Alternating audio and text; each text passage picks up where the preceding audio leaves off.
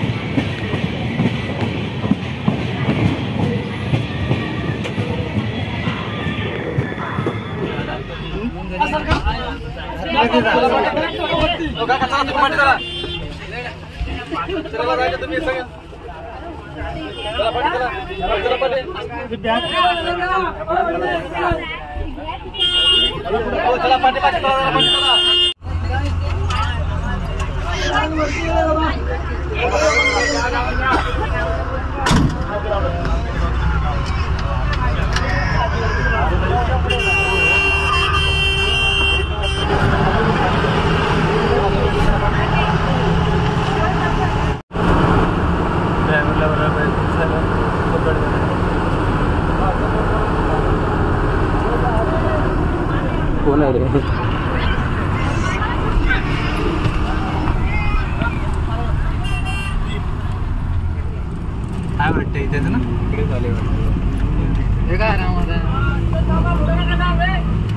इथेच कुठे थांबू.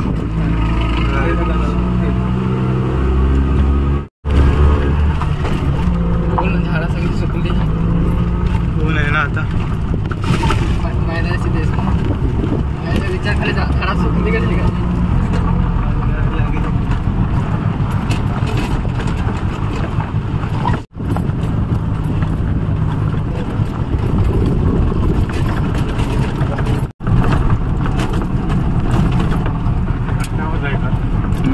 वरती यायला लागलं आता.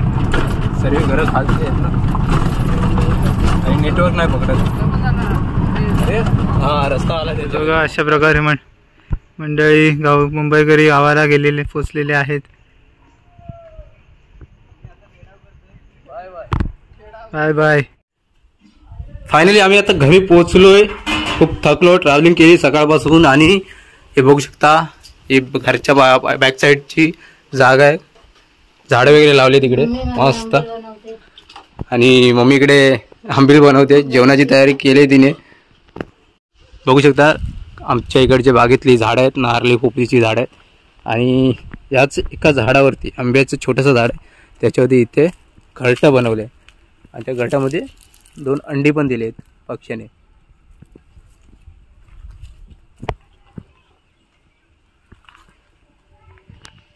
शेवटी आम्ही गावी पोहोचलोय. आमचा हा दिवसभराचा प्रवास होता. सकाळी 6:30ची आम्ही ट्रेन पकडलेली दिव्यावर.